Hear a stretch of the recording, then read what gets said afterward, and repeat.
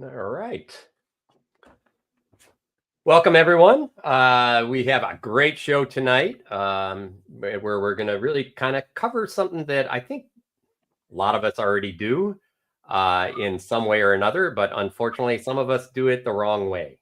And that is we just keep fighting. And that is not always the best way, and it's not always even an option. And I think tonight the big point is that we do have options, and even more so as a good trainer or coach, you have the option of helping somebody stay engaged with the community and still continue forward in what they're really trying to do, and that is become a better martial artist or a better fighter. And today we have a bunch of wonderful folks on, and I'm going to go ahead and let them introduce themselves to you. And given we're going to try to stay with 4 people tonight, I'm just going to drop in the background and chat away in the comments. So let's have a great time in there. Let's make it a great discussion. I'm a big thanks to Her Grace Antigone for she's going to be our moderator tonight and host the show. And she did a wonderful job kind of putting the show together. She asked if she could cover some stuff, and she put a team of people together that I think are going to do a wonderful job. So enjoy. We'll see you in the forums. Thank you, Brannos. No problem. Thank you, Brannos, and really appreciate you and the Coach's Corner hosting this show and allowing all of us to come and talk about this really important topic. So first things first, we'll introduce ourselves. Helga, if you wouldn't mind. Hi, I'm Helga. I'm from the West Kingdom. I've just recently moved to Antir. And because this show is about injuries and staying engaged, I have done 9 surgeries on my right arm to be able to continue fighting, broken my back, and suffered a TBI. In the process, at one point, I was out of armor for over 5 years and still staying engaged in the community. And I just came back off a 22-month hiatus to try to make it so I could use this elbow again.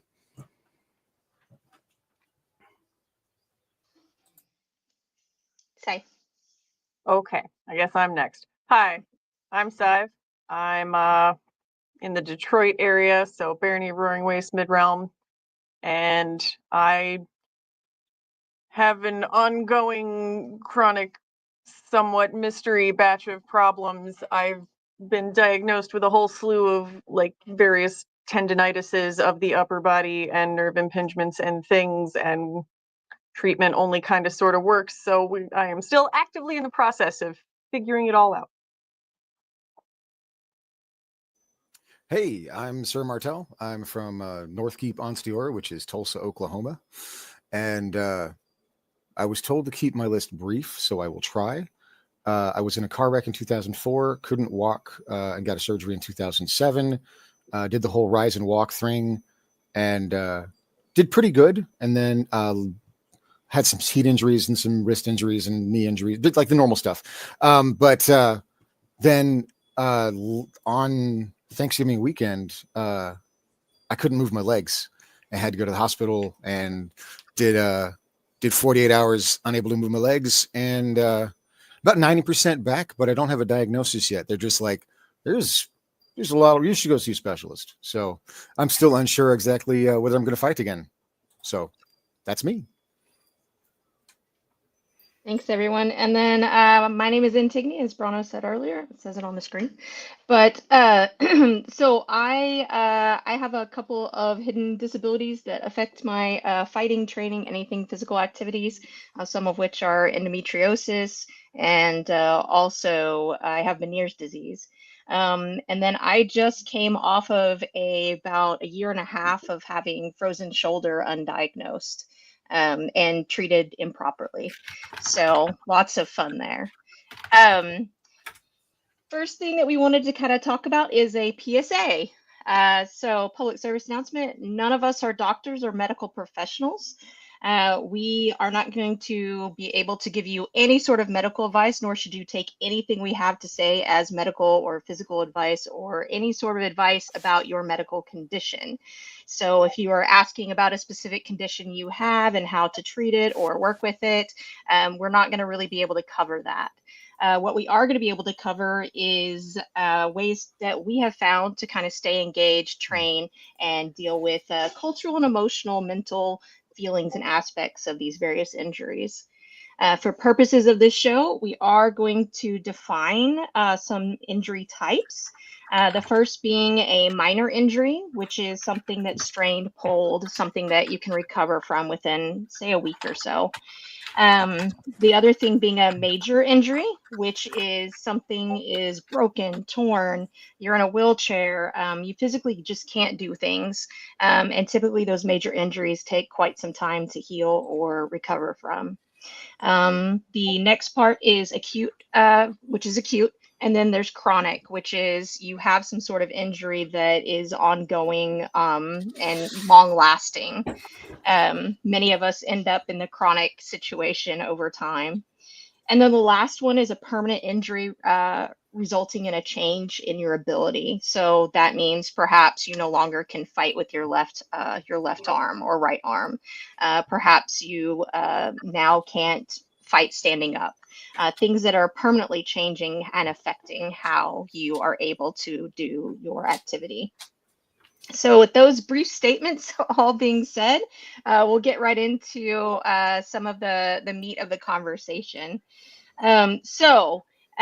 Ways to train and engage with the fighting community when you're injured. Martel, you had some really great ideas on this. I mean, great statements.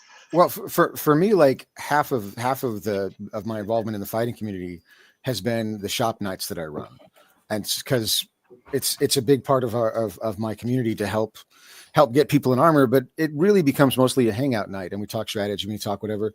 But building the community of fighters really does seem to make a big difference, and I find that fighting is more fun when you have reasons to fight, even if it's a silly reason.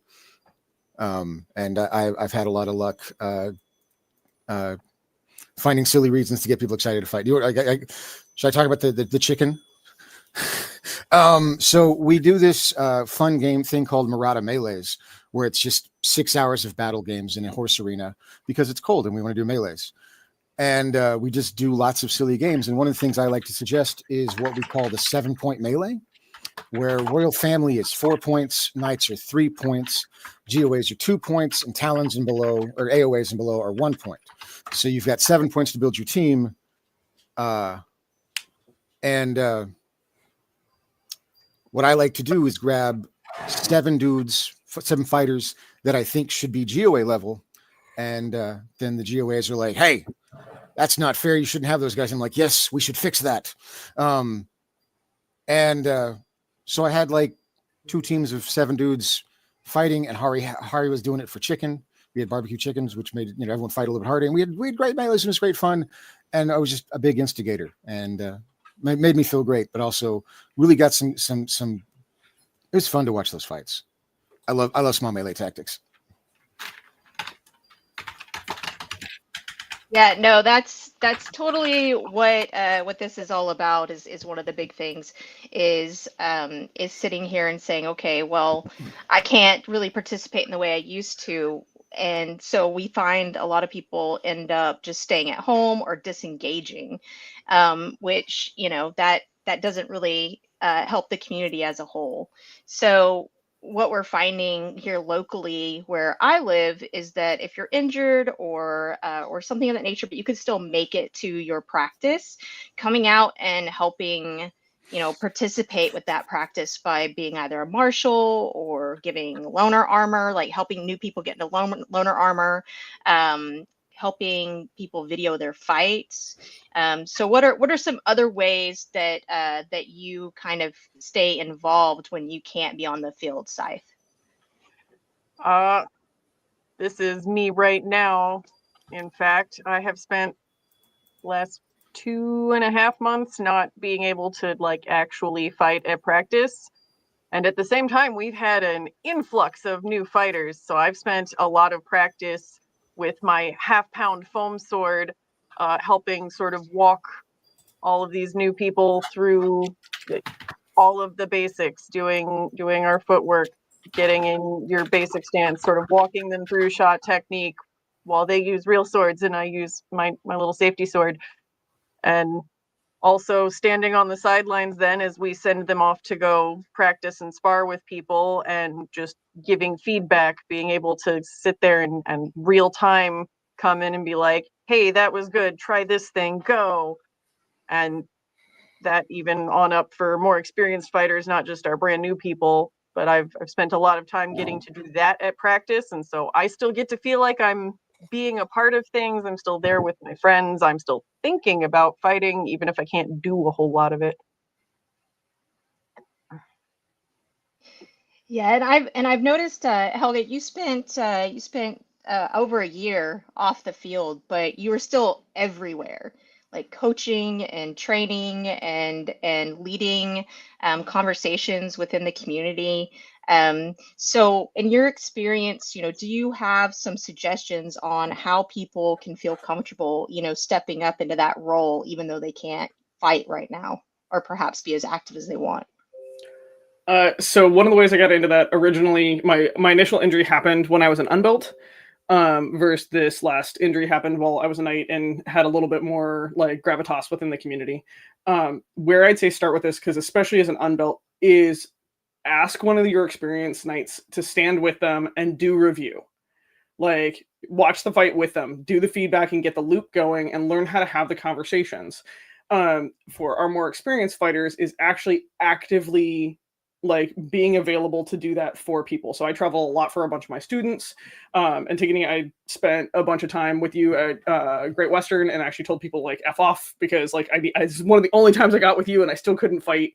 But making yourself available as a teacher, especially while injured, is huge. But you actually have to be a little loud about it, because a lot of our culture shuts that down and they're like, oh, they're injured, they might be depressed about it and everything else like that. And I can guarantee you, if you come up to a knight and you're like, hey, I know you're out right now, but I'd really like to learn how to watch fighting or do this, that knight will be like, oh fuck yes, we're going, let's go right now. What do you want to do?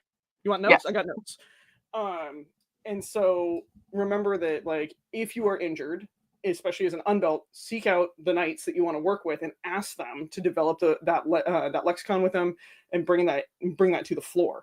You can do that a lot online. Sean and I used to go back and forth all the time. He'd send me video, I'd send him right back. He would then redline my write-up on it and send it back, and I would go rewatch the video, which is how all of this started. So don't be afraid to ask. But it is a very ask and offer community within it, because we got to break a lot of stigma about like, I'm not a real fighter because I'm not fighting right now.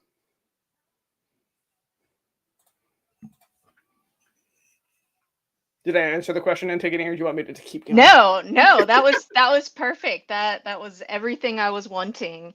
And so we did have a question that just came in that was kind of on this topic, and that's how to encourage those of us who aren't injured, or how to encourage injured individuals, if you aren't injured, on coming in and being participate. And there's the question on there, since I apparently can't read very well for their question on the screen. So one of these things is really, it's dependent upon the person. I find some people, the more you push them and pressure them, the more they're going to shut down.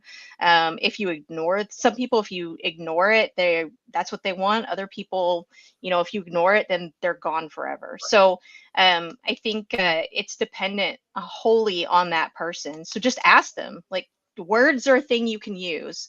If somebody's struggling, approach them, say, I noticed you're not coming to practice. Is there something I could do to help you? Or, would you like some advice on different ways to be involved? What do you guys think? I got one. So this will be my little bit of a soapbox. How you can encourage our injured fighters to come back and be a part of practice is actually doing a little bit of social managing for them. Is our younger fighters coming back are going to get a lot of like, hey, come on, why aren't you in rig? When are you supposed to be recovered? Tell those people to shut the fuck up. That is a ton of social pressure to come back and be there and have to like make a grade to be there. Instead, especially us as knights need to step in and be like, hey, they're here to learn also. They may not be in rig right now, but that's not a helpful question, because it's a lot of social pressure. And if we can beat that social pressure and create a little bit of a barrier, we will actually have a bunch more of our fighters come back. We will also have our older knights return that may not be at the same caliber they were, and they're a little embarrassed about it. Well, cool. Like, stop making the comments about like, well, you used to be better at this. Shut the fuck up. I'm still here. Like, I don't have to live up to your standard, but we as knights are going to have to reinforce that for them. Absolutely. Invite people, like, be inviting. Don't be derogatory. Yeah. One thing I always try to do when I'm asking people, trying to encourage them to come to practice and whatnot, is I make sure to say that, like, I am not trying to press you. I'm making sure you're missed. If you got to take care of stuff, that's okay, but I miss you. And that seems to have gone a long way. And also, I try to make an intentional point of when I see a fighter coming off the field, making a point as a knight and previously as a centurion, going up and being like, hey, thanks for taking care of my friend and dealing with that, because you should not push an injury. It's one of our personal rules.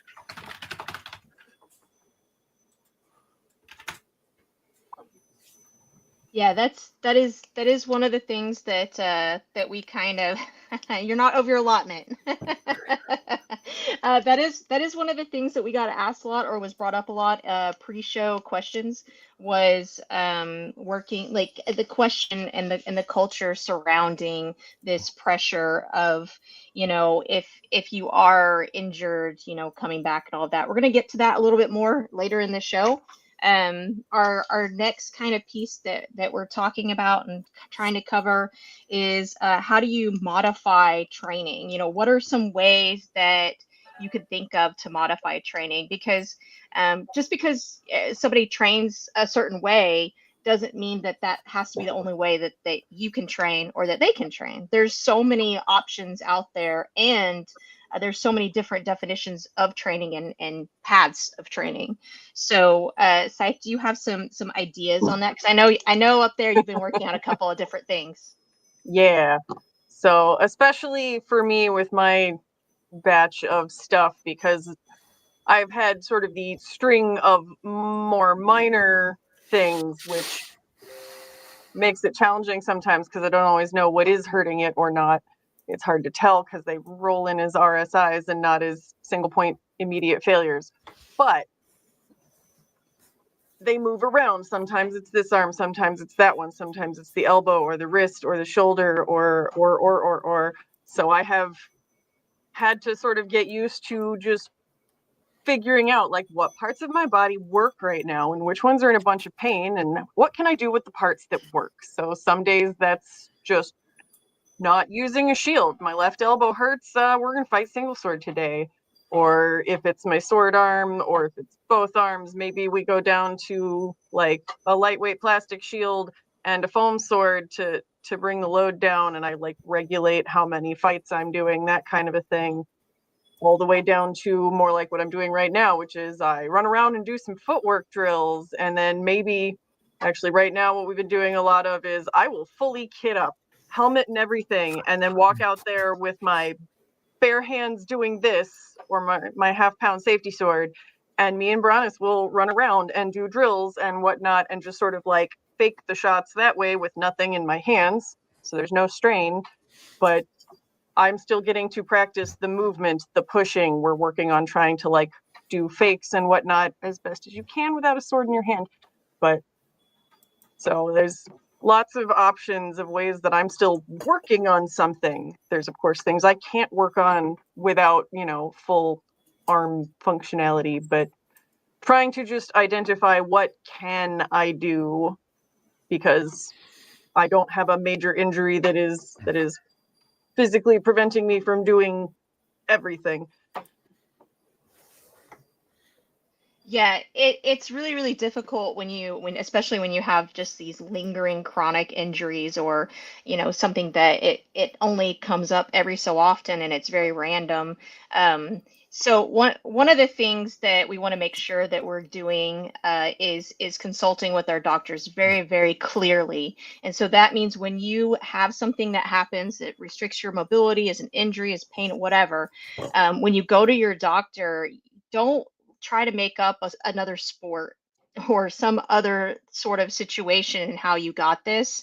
You need to be honest with them if you actually want to continue getting better and have recovery. I found that in my injury specifically, I explained to them what I was doing, but it didn't click. And so the second opinion, I actually had to show them video of fighting, of all the different kinds of fighting we do, and more than just verbally explain it. And then after that, I actually got really good medical advice rather than the first set of medical advice, which was not good. So that's kind of one of the key things. And I know, Helga, you've really worked with some medical professionals and figuring out through your journey how, through what you've gone through, like actually better ways to train and better ways to kind of work with your body and mobility and the way our bodies work. Yeah, that is one of the things that I would definitely say is a slight perk of what I did is I went from being a freaky farm girl strong to having to learn how to touch my face again. And I am a better fighter today for taking and listening. And I fought with my doctors. Don't get me wrong. I've had 5 doctors tell me I should never fight again.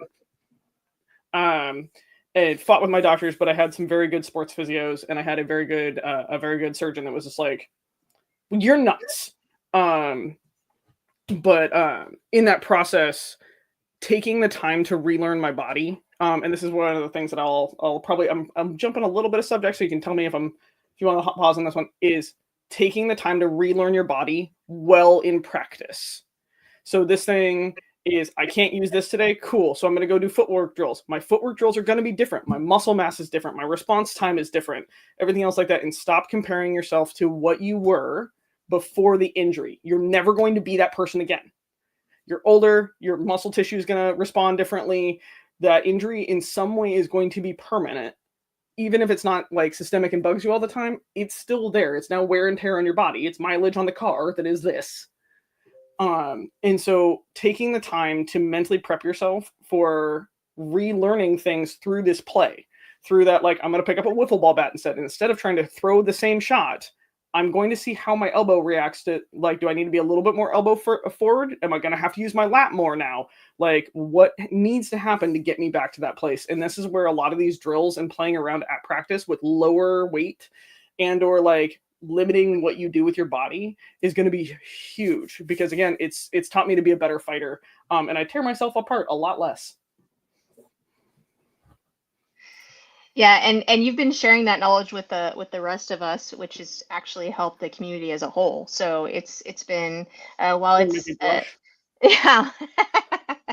And Martel, I know you're going through, as you said, something that is currently undiagnosed by your doctor and the hospital. But I have seen that you've really worked on looking for other ways to still kind of train your body. And so how did that, what sort of mindset and what sort of training regimen are you currently looking at, or, to work with what you're doing? It's almost impossible for me to have anything like a regimen, because day to day I don't know.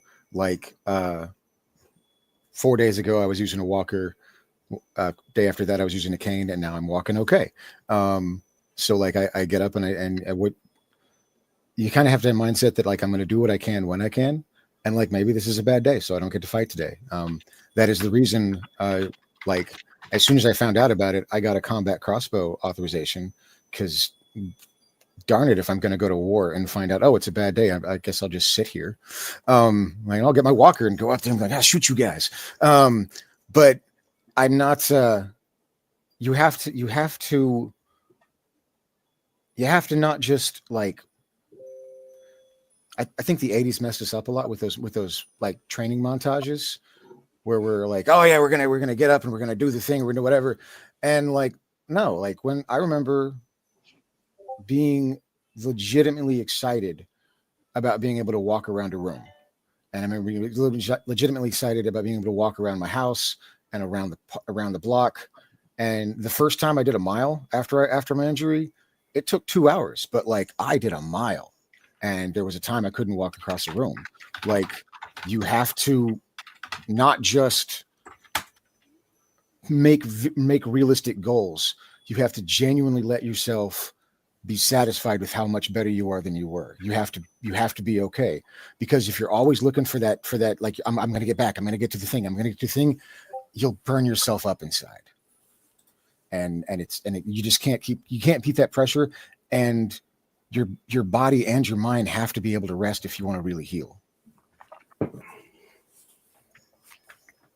Yeah, and I think that's one of the things that that we as pretty much every type of fighter, be it in the armored combat community or the rapier community or equestrian, even like all of us, we are really bad at doing that one thing you just said, and that's resting. None of it. We all fail at that, I think, equally. What? By the end of war, I am so well rested and vitamin deficient. Right. So one of the things we want to be careful about is that we're making sure that we are allowing our bodies time to heal and rest. And so even though, tonight we're talking about, how can we still train and be involved, we also have to recognize that our bodies and sometimes even our minds need time to heal and rest and recover. And if we're not giving it that, then you're just going to continue kind of dragging some of your injuries out potentially, or making them way worse, depending upon what it is. And so I know that we talked a little bit about it, but was there anything additional you wanted to address about mechanics or correcting them through different regimens and training ways and identifying them to kind of prevent some of the things that we're seeing? Yeah, that was you. Okay, well, so one of the big things that I try to teach and talk to, especially newer fighters that are dealing with chronic injury, if you have tennis elbow, guess what? Your mechanics, there's something going wrong with your mechanics. Like if your lower back is hurting by the end of fighter practice, there's a difference between understanding when you're sore and your body doesn't know how to move, right? And there's a difference between like I go home and my hand is falling asleep when I'm going to bed. Like we're getting into injury territory, and we're starting to look at like you are chronically using bad mechanics. And the one thing that I'll say is like, so that's how we can look at stuff going in. Like, hey, check in with your squires, check in with the newer fighters. Do your knees hurt? Sweet. We need to go watch how your footwork is. Does your elbow hurt? How big's your sword handle? How big's your shield handle? Is it actually sized right for you? Is your gear actually causing the injury? Are you fighting around your gear and we're causing a chronic injury because it's an elbow cop that like 4 of us can crowdfund for you? Like this is a big thing, and this is on the trainers of like being able to stop things before they develop past. Because believe me, I have relatively small hands, strong as fuck hands, but a small hands. I can't pick up a big dude's sword and not have my elbow hurt, even without the injuries that I have. So like understanding gear can cause injuries and bad mechanics can cause injuries is huge. And so checking with your newer fighters of like, your elbow hurts, we're starting to develop tennis elbow. Sweet. You're taking 4 weeks off and we're looking at mechanics with a wiffle ball bat in your hand. Like 4 weeks off, get out of your rig. Your ankle's not recovering right. Sweet. Encourage them to stay out of rig. Don't push through everything else like that. Like let's encourage time off so we can get rid of injuries early and let the body heal and teach our younger fighters to then go look at their own mechanics. Because if we teach somebody very early on, like, hey, my elbow's hurting when I'm throwing this shot. Sweet. Pump the brakes to the pedal. Let's see if we can fix this. Is going to be really, really big. And the only people that can really encourage that is those upper end fighters. Instead of being like, oh, you'll figure it out. That's not the answer. That is actually never the answer. The answer is we can figure this out together in a safe place for your body. And so that would be my other little soapbox on that one as a trainer, is us as trainers must ask early. As you're coming back from injury and you have a different body, this is where you yourself get to practice this. If you know your body well and you've got that idea of what hurts, stop when it actually hurts. Like if my elbow is sore, I don't care how excited I am about that list. If my elbow starts getting hot because I do not register pain correctly, so my PT taught me, look, if your elbow starts feeling warm, that is actually a pain response. Your brain has just rewired itself that it doesn't recognize that as pain. And so if your elbow is hot, you have to get out of rig. Guess what I did? I started doing that, and I don't have my arm fall asleep anymore, everything else like that. But there's sometimes that I get to be frustrated that I really wanted to fight, and I could have, quote, pushed through it, and I'm choosing not to. Because I'd like to do this sport when my hair is gray, and I've got to dye it for other reasons than boredom. All right. So I wanted to jump in with something as a sort of follow-up / not quite counterpoint, but sort of an additional consideration, because something that has driven me nuts through this whole process is yes, bad fight mechanics will cause you problems, but also there's the entire rest of your life that can cause you problems as well. Like, not every injury is because of fighting. And so my issues when they first arrived started in the form of tennis elbow, and my sword arm seems pretty straightforward. But as it has continued and evolved, and even with that initial batch of tennis elbow, I stopped fighting for, I don't know, like 7 months, and the pain got worse, not better. So, like, there's clearly something else at play. And to this day, still everyone's like, oh, it's just because you're fighting wrong. And I'm like, is it? Or is there something else also happening? So don't discount all of the other things in your life. Like, I'm pretty convinced that my computer use and life as a desk worker is having more effect on it than my fighting, as well as, like, we're off looking for underlying causes now, because when it's that many different body parts for that long, we're like, I don't think these are isolated injuries anymore. So yeah.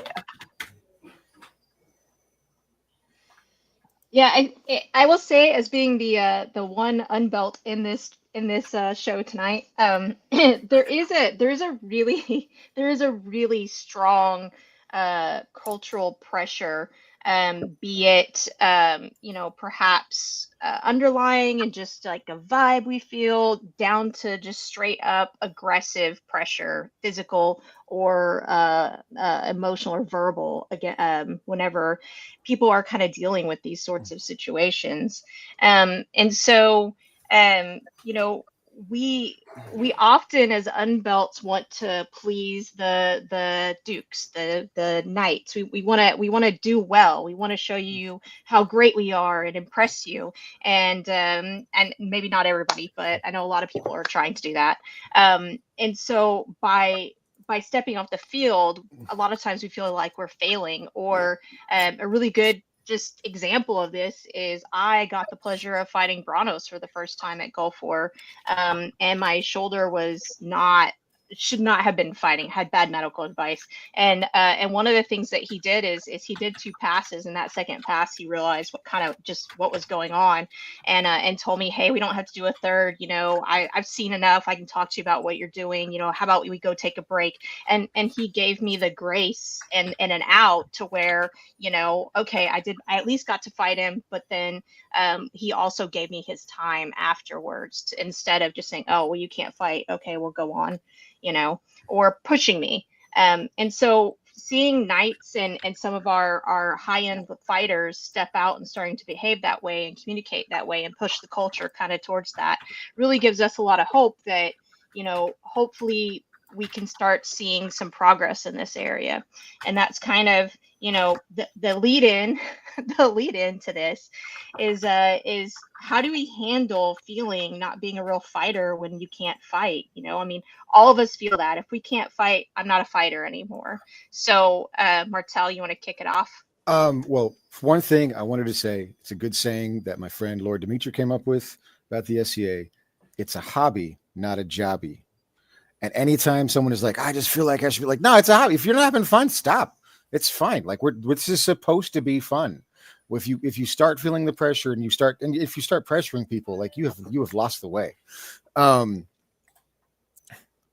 I've been wanting to say that for a minute. What was the question? Super bad ADHD. No, that's okay. Is one of the things that we feel when we're not, we can't fight for whatever reason, is we have this feeling that we're not a real fighter, Right. and perhaps we're no longer valid, and how do you handle that?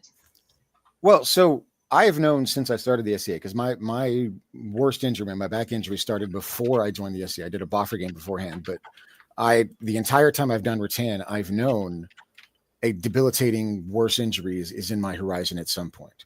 But I dealt with that because of all the virtues that we're going to get on the path of chivalry. Prowess is really the only one that we can age past. Like, I definitely know and have learned from fighters who have aged past the point where they can do what they're teaching me. And so I know that's going to happen. And so when I looked at all that's in the SCA, because the SCA is huge, it's a hobby of hobbies. I assumed that like I'd eventually have an SCA retirement where I now take the time to learn the metal crafting that I like to do, or do the service that I might want to do, or time to do those weapons experiments. There is so much that the society offers, and one of the things that I noticed when I came to the SCA over some of the other groups that I've been in, that is a mark of a healthy subculture, is that we respect our old, and I like that about the SCA.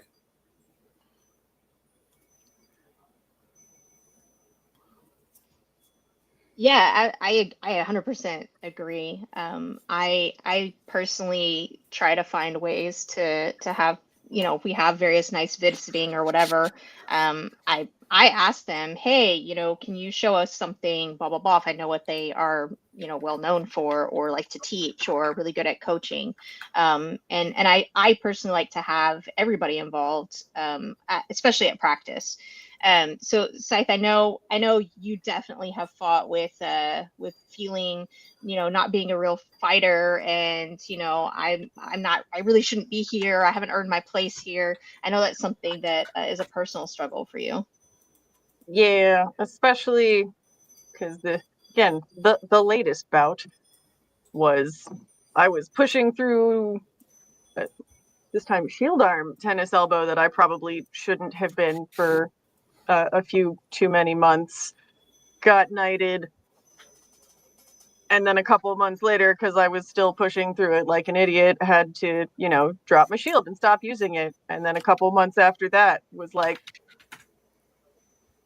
when my wrists and hands decided to enter the chat, and I was suddenly having problems, still having issues writing with a pen or chopping vegetables for dinner, like basic daily life things that I was like, this is a problem, is when I decided to actually fully put down sword and everything. And all of this is just cascading failure, like right after getting knighted. So I'm sitting here going, I did 3 things as a knight and then had to stop fighting. And it has done a number on my head. So that's oddly, it freaks me out and makes me feel like a fraud, and or constantly worrying that people are gonna do the, well, like, why did we knight her, blah blah blah. And at the same time, that has worked to motivate me to keep showing up and finding the way to keep working in the meantime without hurting myself, because I'm like, one day when I put a sword back in my hand, like, gotta be ready to go. So good and bad there, I guess. Yeah, I totally get that. I can with the chronic stuff that I go through, it's a challenge trying to figure it all out, and it's so difficult, especially to be quite honest, being a minority in the armored combat world. It's very difficult, and one of the things that I know we specifically can struggle a lot from is feeling like we're weak. So a little sidebar story. The last time actually, I think when you fully injured your elbow, Helga, was at Gulf War 2 years ago, and and you came back to our camp, and one of the first things you said to me was not how much pain you were in or anything else. It was, all the guys are going to think I'm weak. Everyone's going to think I'm weak, and I'm making such a big deal, and I'm the drama. And that's literally, that's what our minds go to first is that. And I know that especially being one of the smaller people, me stepping up and saying, hey, my size, I can't do this activity. Like, sorry, but glaive is not something I really feel like my body can handle. Maybe not ever. And Helga, I know you struggle with some of that pretty strongly. Oh yeah. Fantastic lead in, by the way. She gave me a little warning this was going to happen. So we're going to talk a little bit of mental and emotional stuff. I will give you guys a background. I struggle with this to this day. I have probably never not had a day where I felt like a fraud. And so when I'm injured and out of armor, out of the ability to basically like hold my own or need care, I struggle with this just like to a level that is stupid. And so there's a couple things that we talk about in like a mental and emotional side. Depression is a spiral in, so it's I should. Getting out of that is we can. And so it's going from a singular idea to a group. So what Antigone did for me at that point in time, in that, because I was going like I could not get my helmet off my head. The radial head tendon had ripped in my elbow, so I couldn't get my helmet off. Like, but one of the best gifts she gave me at that point in time was like, "You're not a fraud. You're not drama. You're injured." And we're going to take care of you, and you can just hang out and you can drink and we can go watch fighting and we can do this together. And there's other things. And so she snapped me right out of that spiral really fast. And so this is where I'm going to talk about community and with this, because, like I will probably struggle with this for the rest of my life due to some major internalized, toxic masculinity where I've always got to be the toughest person in the room. Otherwise I'm worthless, which I'm working with. Therapy is wonderful. But one of the best lessons in this takeaway is when you have fighters that feel like they don't belong, the community occasionally has to rally around them. And the community has to say, hey, you still belong. We're still making space. We still want you here. No, you're just injured, dude. Like, it's fine. Because none of us should actually fight this alone. And if you're left alone to do this, there's some of us that aren't going to survive it. And either stop showing up or anything else like that. And so I've managed to have a very, very lucky draw of I have an amazing community around me that occasionally reminds me, when you were 17, you were legit drawn and quartered by 2 horses. Like, this injury will be with you for the rest of your life because you were poor and they couldn't fix you. They just patched you up and you went on and you were strong.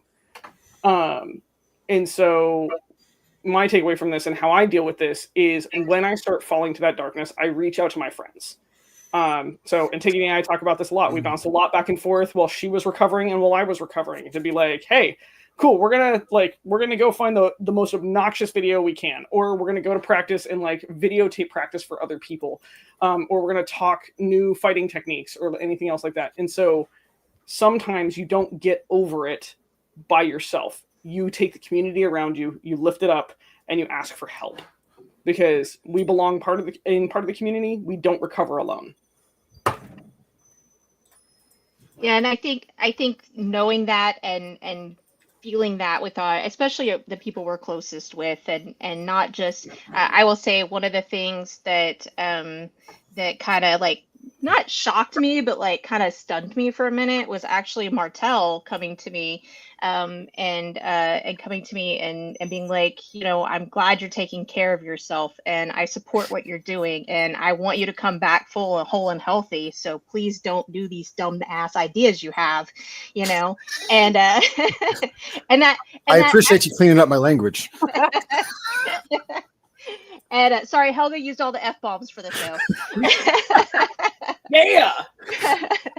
But actually having a knight who doesn't live near me, isn't in my immediate friend circle, coming to me, recognizing I was struggling and telling me, that they saw me and they supported me. I mean, I'm going to be honest, that made me feel like I was actually a part of something where I felt like I was starting to become more and more alone and pushed away. And so just that one instance of it, and Martel, I know I'm probably not the only person that you've done that with, and I'm sure you've been encouraged to many people, and so I would ask you, what other ways do you think the community can help people who are struggling? How can we help people that are struggling? Making people feel valued is probably the most important thing you can do as a human. Like, everybody's got a cool story to tell. And so like when someone, we're so bad about being sympathetic. We're so bad about it. And like, I've got a horrific back injury, and it'd be easy for me to be like, no, mine's way worse than yours. But like, no, everybody's pain is valid and it's huge and it's real to them. And so you want to hear people's stories, and you want to it genuinely does. Like I can be sympathetic with everybody who's got pain because it genuinely does suck. And there's things that we can do to encourage people to be there, whether they do fighting or not, whether they want to martial or not, whether like, I know that someday I'm going to go to Gulf Wars and not fight at all. And I don't know what that's going to look like, but there's a lot that happens that it's still really fun. It's going to be a great time. It's kind of like, it's almost like some of us have taken the some of the toxicity of the social world, where we're like, we have to be useful to be valued, and we're like, I'm a fighter, and that's how I'm useful, and you're valued regardless of that, and that's something we should really tell people more.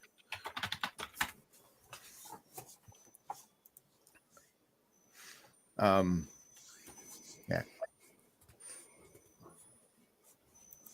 I like how all of us were like, we're sitting here and just processing everything that we just said. Well, like all of us are calling each other out in a very public forum. Look, you're the one that brought up healthcare, right? Like I'm super blue collar. You're like, you got to listen to your doctor, and I'm like, you should have doctors. I mean, so funny aside, and then we're gonna go there. Nobody should ever hold anybody to the bar of what I gave up to get back to fighting, because I paid $50,000 out of pocket and didn't buy a house and sold all my horses and my truck to pay for surgeries. Like, I had shit healthcare and just was like, I'll collect fucking cans to do this. Because I'm a little nuts. Don't do that, people. Don't do that. Get better healthcare. But there were specifically things I was told not to bring up here that I did to get around injuries. Yeah, we're not getting around injuries. We're gonna like fix injuries. Making smart decisions. One of the things that we all touched on is like admitting that you're injured. Like this is actually the thing, is like admitting that you're injured is super hard and very scary, especially when you've grown up in environments where it's like the toughest dude in the room. We do a physical combat sport. We all like pick on each other and or like in that loving kind of way. And then like it's very hard to be vulnerable in a group where we literally hit each other with sticks all the time for fun. Like it's the toughest guy in the room sometimes. You got to admit it, and you've got to admit it to your trainers and yourself that you're injured. And if you're with a trainer that doesn't give a shit and just tells you to pull through, push through it, guess what? Find somebody else. Find a different group. So walk away from the unhealthiness, but you've got to be willing to admit it. Otherwise, you're going to continue the cycle and continue injuring yourself to the point where you can't recover anymore, and you're going to lose this sport. And so it's scary to do, and it is scary both internally and externally to do. But you just got to find the courage. It is a knightly virtue. So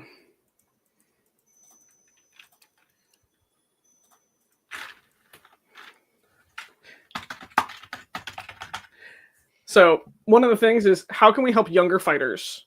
Mention being in pain. Okay. Yeah. So I had a point to make on that was actually bridging off of what Martel had been talking about. He was going, well, I could say, Mom, my pain is so much worse than yours, rawr, but other people's pain is still pain. And that just reminded me of a thing that drives me absolutely crazy, is when we have our younger fighters show up, and even if it's not an injury, just talking about like, oh, my back hurts, or this, whatever it is that's hurting them. And sometimes it is an injury, or maybe it's like trying to become one. And if we belittle their pain, it will, because they're going to push through it. But the younger folks come in and they're like, oh, whatever is hurting. And then the older folks in the room, not trying, like, I don't think they mean to belittle it, but they're like, oh, I remember that. Just wait till you're blah, blah, blah, whatever my age is. Like, wait. Remember back when we had good knees? I wish, I could have pain like that. And I'm like, okay, cool. That's great for you. However, this person is in pain right now. And just because it's not as bad as what it might be when they're older, or what pain you're in, doesn't mean it's not legitimate. It might be the worst pain they have ever had in their life. So just don't be a dick about it, whether you mean to or not. Like, think for another second and empathize, sympathize, be like, yeah, that really sucks. I'm sorry. Do you need to like modify something around that today? or whatever. Yeah, I think I absolutely, and I'll share a somewhat embarrassing story just so we have some little bit of connection here. But so I've been well known for many years of my life of having incredibly high pain constantly due to endometriosis and some other conditions I don't really talk about. And so sometimes when people share stories about their pain or what they're feeling, I definitely dismiss it because I'm like, well, mine is more than yours, so why are you crying to me? I'm here, putting on my clothes, going to work. I'm here fighting. I'm here doing all these things. Why are you crying to me? And the thing is during all of that, I was so concerned about my situation and experience, and I wasn't able to really connect with theirs. And this came to head one night with Ragnar, actually, Sir Ragnar here locally. He was telling me about something, and I totally blew him off and told him, yeah, well, good for you. I've had a kidney stone last week. What's your point? And he just looked at me and said, your pain is valid and it's okay. And I was like, well, now I feel bad. And recognizing He is that Mr. Veritas. he is. And so at the time I was like, oh wow, oh, I didn't real oh ooh. And I felt really bad. And so I've made it a point since then to really try not to compare my pain or my capacity or my willingness to accept whatever level of discomfort I want. I don't need to compare mine to other people. And I think, even if you think somebody is, oh, well, that's minor, why are you being like that? And try to judge them, maybe it's not in their world. Or maybe there's something else going on there they don't want to talk about. So I think that's really important to kind of give everybody a little bit of grace. And speaking of grace, we all have come through our injuries and suffered setbacks during them, and that is a whammy. I know to me it was, and so Martel, I know during your journey you had a bunch of setbacks, and what are some ways that you were able to manage to push through those? Um, Same thing I said earlier. You do what you can when you can. I literally don't know how many times I have tried to do that. The 100-day Reaper challenge. I don't know that I've ever had 100 days of training ability in a row. It's just not something that's in my cards. But some days all I can do is walk. Some days all I can do is work on my mental health, and that is as important as your body. Like we often don't think about that there is a literal pain cost in your body and a pain cost in your mind, and you have to take the time to heal both, or you're going to be at a lower percentage than you could be. And we don't, in both the mundane culture and the SEA culture, we don't deal with pain, mental pain, well at all.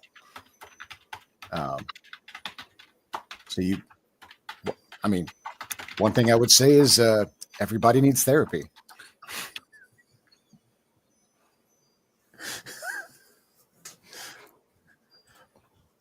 You could also just have like really good friends and be open and like talk to each other and counsel. Just therapy's way cheaper.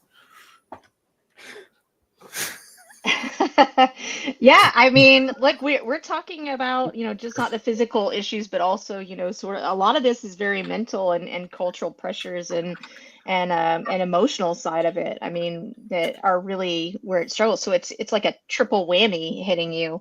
And I know, Scythe, you're talking about, there's sometimes you're not sure, is the person just needing to be pushed, or are they or are they really, what's going on, really? You don't know that. Yeah. Sort of tying back into, we were talking about, don't minimize someone else's pain because it's not as bad as yours. sometimes I think people do that because it's coming from a like, oh, they're just making excuses, blah, blah, blah. And maybe they are. Like, there are going to be those people that will become evident. Don't just default to blowing off someone saying that they're hurting. You'll figure it out later. Like, be empathetic in the moment, but sort of rolling back forward into the whole, how are we dealing with the mental, emotional thing? I'm not sure if I am or not. Like, it's been a roller coaster. So, like, because that's on the surface, all of my issues sound very minor. Oh, it's tendonitis. So it's, cubital tunnel. It's whatever. It's pretty run-of-the-mill things that lots of people have. But when they keep coming back and they keep getting worse, or frankly, in my initial run with it, conveniently in 2020, so it was actually relatively easy to stop fighting for 7 months. I wasn't missing events or anything.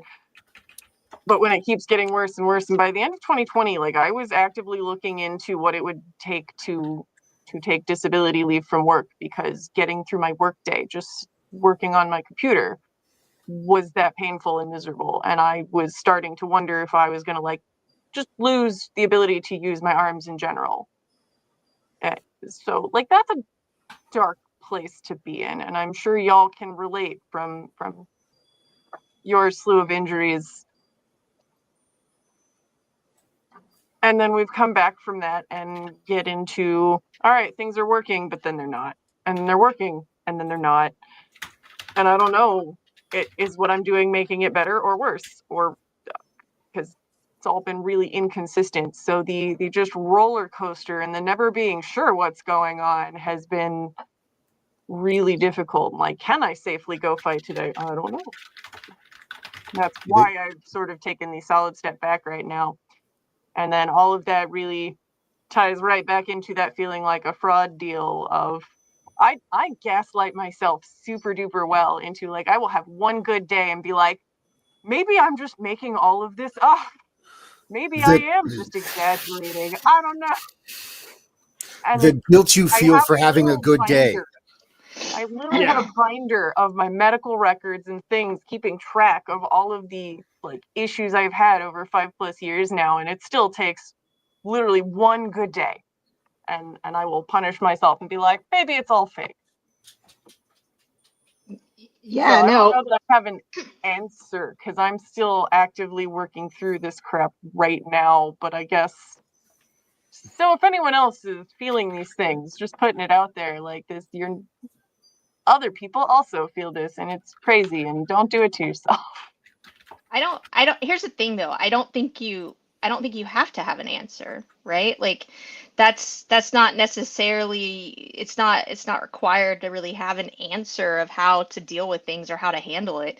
I think sometimes what we need is just knowing that somebody else is going through it and hearing about how they struggle, and then we talk about it together, and then we're like, oh, okay, well, somebody else is struggling, I'm not alone. And that feeling of not being alone is really important. One of the things that a question we got asked, since it's about unbelts, and I'm the only one here that's an unbelt, I figured I'd go ahead and talk about it real quick. Is the question is, some of the unbelted are flat out scared to have injuries that's going to make us look like we don't deserve to go further, and that's and some people are like, what? Why would you feel that way? It's totally valid.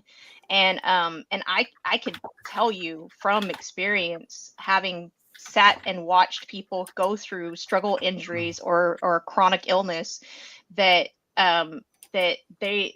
their path is blocked because of it. Like, that is what's going to be the defining thing. And they can't admit that something's going on, or they have to hide it, because if I say I have this big injury or illness, especially if I'm on the path of looking at becoming a peer in a martial area, are they going to say, oh, well, they're going to be injured or out, we need to wait for them to be healed or whole? Or, how is that going to look on us to make someone consider them and talk about them in this circle, and then make them, and then they're out for years, or maybe they won't ever fight like that again, fight at that level again. And so it's If It's they earned it, they incredible. earned it. And that sort of mindset and voice needs to be more said and more prevalent in those closed doors, and it I am needs to be very loud told. and annoying. I'm trying as much hard as I can.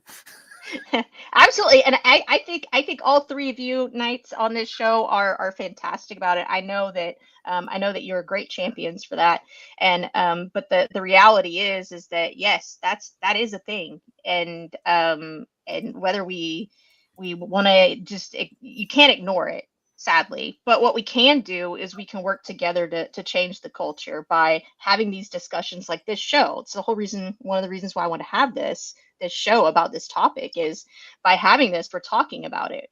And by talking about it, we're bringing it out into the light, we're discussing it, and maybe through these conversations, we can start changing the culture.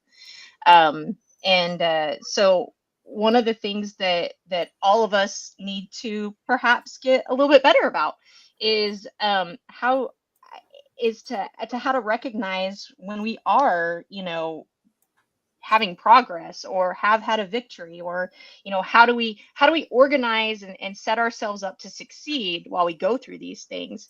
And that's really, really hard when you're mentally struggling or physically struggling. So Helga, I know you have some really good some really good strong points about how to manage that. About how to manage like making little goals. Yes. So that's actually a big thing, is make little goals. So I to go through the weird list of injuries, I've driven this body like a teenager drives a Honda Civic. So I've done some dumb shit, including in between my surgeries, I broke L4, L5. And so at one point I've gotten to relearn how to move all my lower back correctly.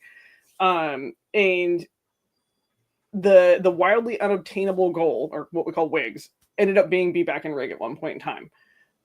And so from there, we then broke everything down into stages and steps of like how to get back to that, like what almost seemed like too big of a goal. I spent 5 years in and out of like hospitals and with doctors and trying to like at one point relearn how to touch my face. And so one of those things is we actually, like, all goals led back to heavy fighting, amusingly enough, but it was literally at one point like relearn how to walk on the balls of my feet. And so I would spend 5 minutes a day walking up and down my hallway trying to make sure that I was in balance and that I was carrying myself correctly. Recently, it's been how do I engage my lats while I'm talking? Like, it's very small goals to obtain the skills that we need to be back on the field. And this is all the physical stuff. With the mental stuff, it was like, well, check, probably should get therapy. To actually deal with some of the like pressure I was putting myself under to be back in rig and be like, let's go. And so that actually took a professional like digging around in my head to be like, whew, well, that was a fun one you've been carrying for a while. I'm a huge fan of like, go see a therapist. But making small obtainable goals every day and then being willing to also reevaluate those goals when you hit a wall. Martel's having to deal with this right now, where like he can wake up with one goal and that goal is absolutely unobtainable. So you break it down into a smaller chunk and get back to an obtainable goal. Like, cool. Like, today is not the day I get to walk a mile, but today is the day that I get to pace around my room. For me, it was, how much can I like hang on to and use with this arm? And then slowly adding to those while also keeping all those other goals in mind. And when I backslid, I would pick up one of the old goals and be like, well, apparently we're here today. So small bites, all towards whatever you want to do, but make sure it's very small bites and give yourself the grace to absolutely fail. Because if you try to push past, what's going to happen is you're going to re-injure. There are a number of my injuries that, had I been a smarter person in my youth, they wouldn't be permanent injuries. Pushing through takes a hurt and makes it an injury, much more than it magically heals itself. I had a question for you guys. I don't know if this is really a helpful thing, but when someone notices that you're having a good day, do you feel kind of guilty? Oh yeah. The previous statement about gaslighting myself. other people unintentionally help. They do not mean to. It's so dumb. They're like, "Oh, you're looking good today," and I'm like, "I'm sorry." So I also have the like the reverse of that, where I'm like, I'm having a good day, and then the next day I wake up and I'm like, is today the bad day? Am I back to the bad day? Did I backslide? Yeah. And then I don't, yeah. and I'm just like, now I'm panicking, waiting to backslide. Oh yeah, I have like a series of tests that I do on myself every day now, just about to be like, wait, does this hurt today? Yes, no. Does this? Can I do this thing? Just because I'm trying to feel out what kind of day it's going to be before I get, too excited. It's And not just me. Most frustratingly has been going through like 2 months of every day is a bad day, and then like a week and a half before I actually get to go see the specialist that I've been waiting to see, everything starts feeling better all of a sudden. I was like, really? Of course, can't be actively hurting when they're trying to diagnose me or anything. No. Same thing with mechanics. So Yep. so that leads us kind of into another topic, right? So a lot of times, when we feel like, oh, well, I was healthy yesterday, I have to be healthy tomorrow. Like, let's say we're at a war or something else, and we decide to do the dumb thing, to put on our armor and go fight, even though we know we definitely should not be doing that. So how do you communicate to others, that you're fighting, either your friends, your opponents? You decide to do this dumb thing. Should you communicate that? How should you communicate that? Should we talk about that? I mean, if you're gonna be dumb. So I'm part of a fighting company called the Vintime Free Company, and we have a set of rules. They're silly but they're very serious to us. Rule 14 is no quitter talk, and we live by that rule. I can't stop, won't stop. I'm going to go. I'm going to go. But 14A is don't push an injury, and none of our group, despite like we've got it. I was going to say we've got a diabetic. We're in the SO. We've got several diabetics. We've got lots and lots of injuries. And as soon as someone says 14A, even mental, physical, whatever, we're like, oh, what do you need? Can we take care of you? You good? Okay, I'm going to go fight. I'll be back. And I personally try to give people an option for a 14A, but I don't insist that they do it because I don't know where their mind, their heart, and their pain is at.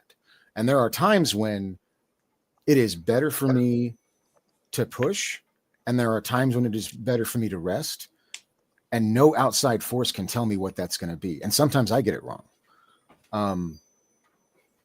But you definitely you want to give people the option of respecting. Like sometimes you have to tell people it's okay to take a break.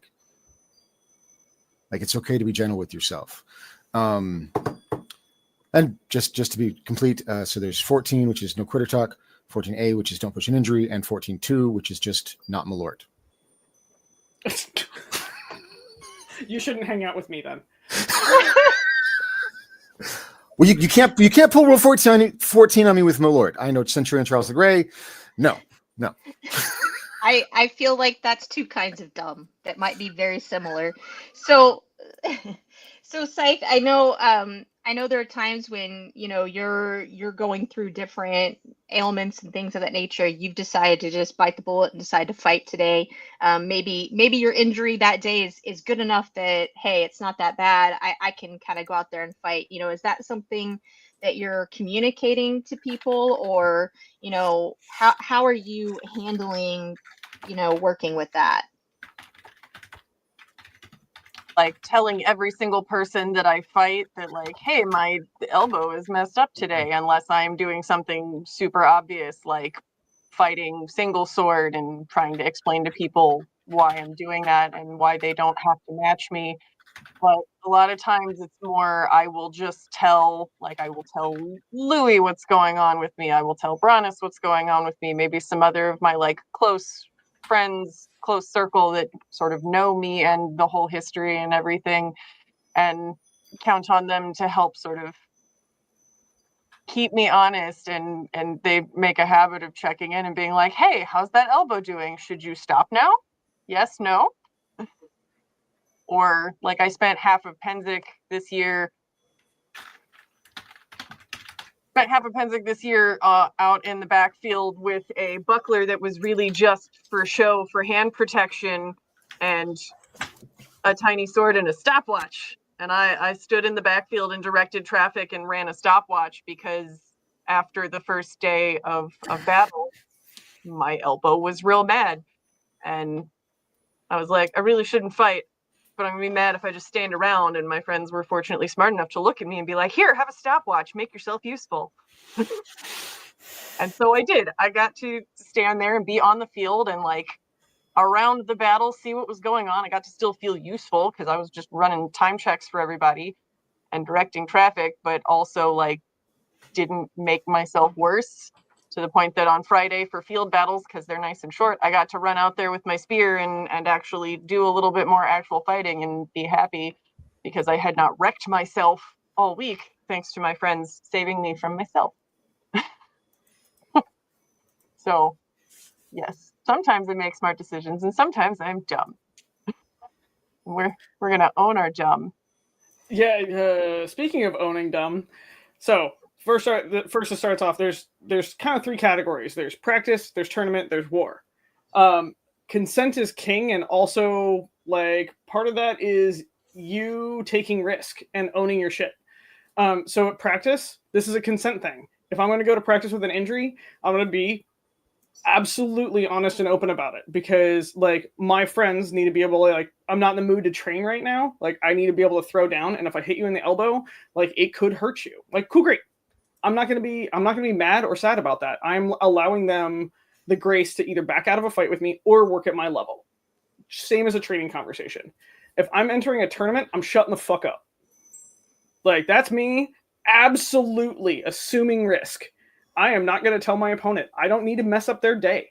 I don't need them to carry any burden of like, hey, by the way, my elbow's screwed up and I'm in this tournament. Like, no. Like, I'm not asking anybody to give me a handicap in that. In war, I'm going to ask my buddy, also in tournament and in war, I'm going to ask my buddies, hey, can you keep an eye out on me? Like, if I start favoring that, can you just give me a little bit of a heads up? And either I can pull myself out of the tournament or I can take myself off the warfield. Because I can't tell an entire, other side, like, hey, by the way, I'm injured, don't do this. Like, no, I need to be the adult and understand that I'm walking out there with an injury, and that injury could end my career if something goes wrong. Treat it that way. If you're walking out with an injury and you know that's going to happen, like, you could be ending your own career. That's not on anybody else. And if somebody else hurts you, you need to verbally take ownership of that.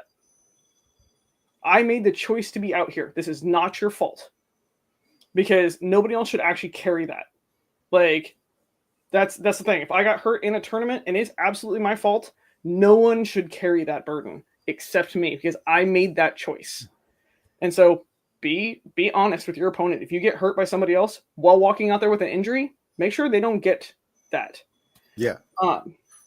So on the dumb side of things, I absolutely pull dumbs occasionally where I'm just like, my elbow sucks today, but my mental health is more to me than my elbow right now. Like, there's some times where we're choosing mental health over that. Like, I need to go fight. It's going to suck tomorrow. And you also need to know that balance. So be careful with yourself on that balance, though, because sometimes we can go too hard one direction or another. And so pay attention and be honest with your opponents. No, that's 100%. This actually, this is a topic that came into us as a private question, to kind of cover and discuss, and Can I so say, yeah.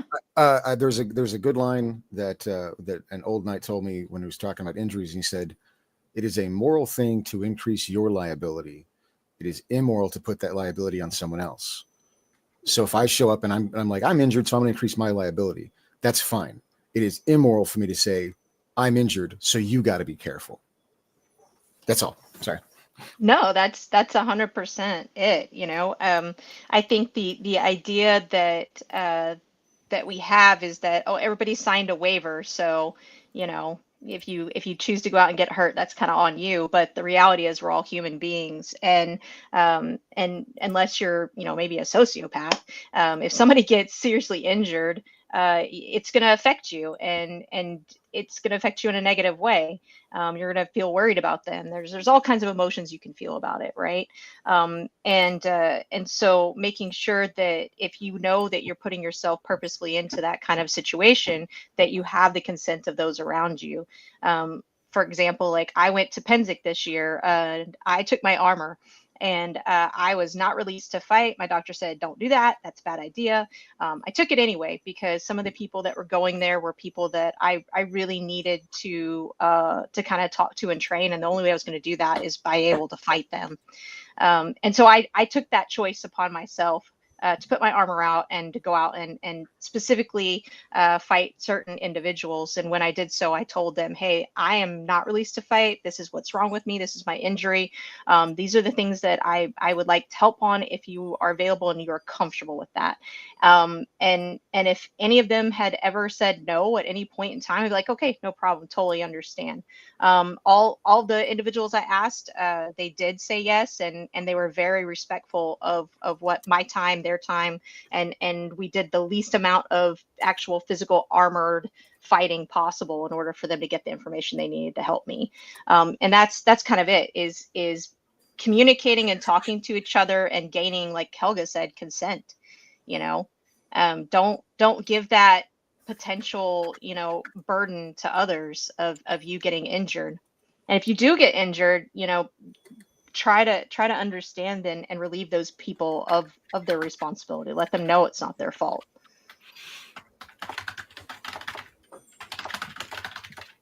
Scythe disappeared from my screen. Her Wi-Fi dropped. Oh, okay. So we will have her back here shortly, hopefully. But there was one question we had from the chat that kept popping up a bunch, or statement, I should say, that I really wanted to address. All night we have been talking about how you can still be connected with the fighting community and different ways you could train or things of that nature. But this fighting community is a part of a bigger community, and that is for the society. And the society as a whole has almost an infinite number of possibilities of things that you can do, it feels like. We call it the hobby within a hobby. So one of the things that I know has helped me a lot, and I know, Helga, you're Laurel.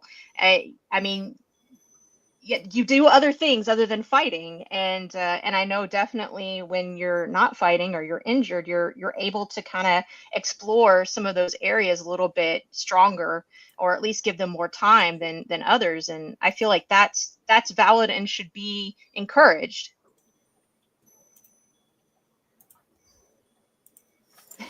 I absolutely agree with that. Being a multi-peer, I probably wouldn't be had I not been injured. Like, I got to go explore so much more of the SCA, and also the SCA is a fantastic social group. And so there's so many things to do. Like, if you're injured, pick something up, and go from there. Like, paint it. Like, I shield paint. It actually helped me rehab my whole right arm. And so it was part of my rehab to get to fighting, is my art, but it's still my art. Yeah, and Scythe, I know I think you started getting it. You do a lot of bardics and a lot of other arts and service as well. I was real into sewing and stuff previously. I still am, but that also uses my arms and hurts a whole bunch. So I've dug a little harder into bardic and singing recently, as the only hobby I have that does not involve the use of my arms. So that has been real fun. And I am also kind of digging slightly into other roles that I have now, like this coming weekend we're having TOC, and I don't get to go stand in the list as a knight, and I'm kind of mad about it. But what I can do is do the Rose thing that I never get to do at TOC, and go help direct traffic and do the Rose job. So why not? So I'm kind of finding those little things to enjoy and be excited about as well.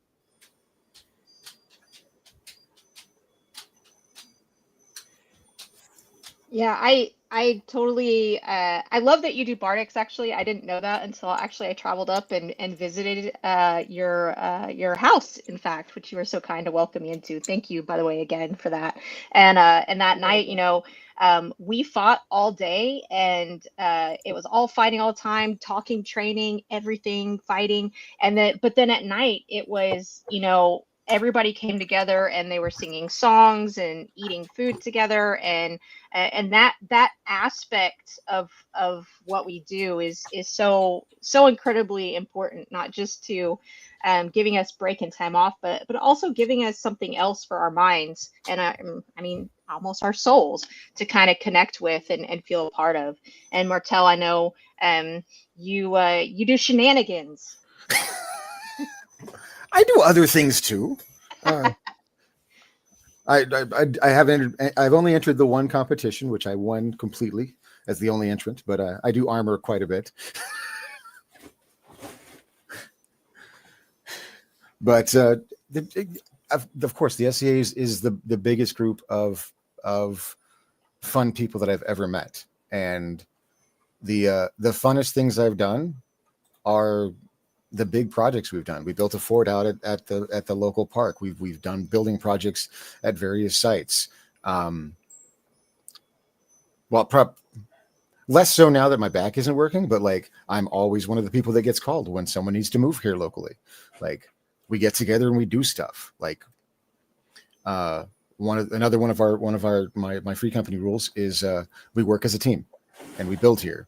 And so whatever one of us is doing, usually like, hey, I'll go too. And my family doesn't walk alone.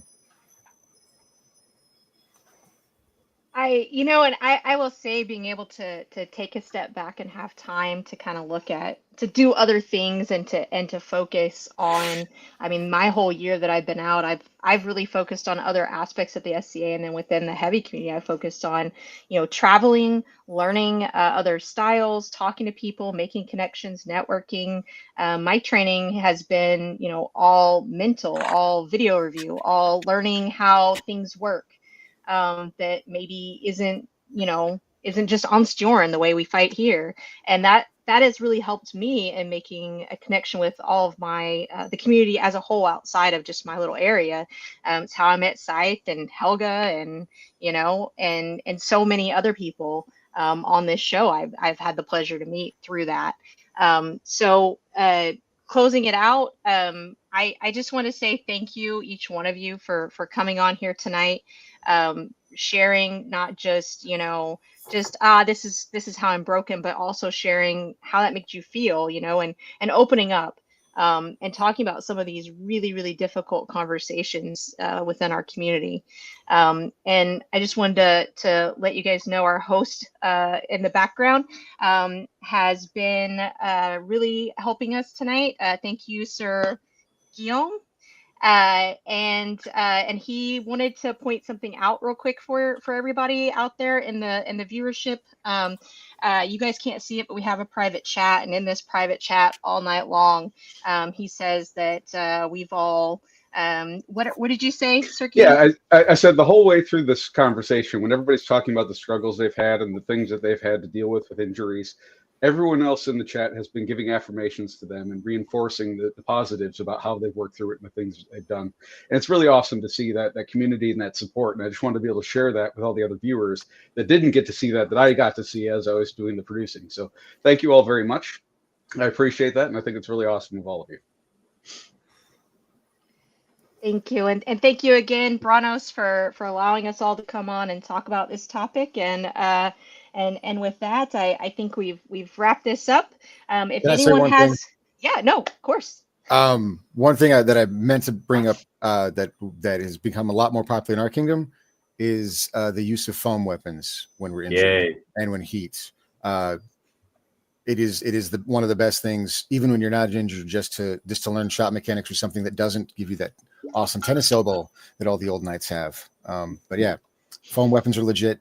We should use more often as training weapons. I can't agree more with you, Martel. I think I've been using foam for a long time now, and more and more. And I think ultimately we need to learn better like many other communities have, that CTE is a real thing, and that going to lighter weapons, putting into practice, and using the heavier weapons less when you're actually, the intent is to make sure you can use them, is beneficial to our community.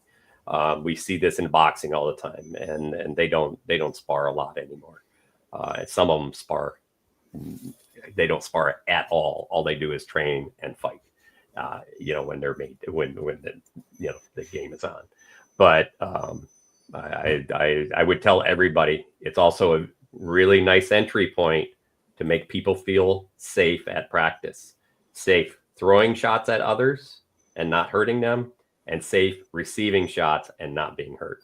And it's a great way to bring people in, allow them to see that it's a great tool for practice, and then they can use it as needed. And that may be when shoulder is a little weak after using it too much, or you have a question on your shoulder. You're like, maybe today is not the day I want to throw a heavy stick. And well, I don't care. I don't care if people don't call a shot or do call a shot. I'm practicing at practice. So just beware of that, folks. I think that was a great subject, and I can't thank everybody more here for a wonderful topic. And I got to see all the work, not only the pre-work they did on a great spreadsheet of all this stuff, and wonderful job passing topics around, which was amazing.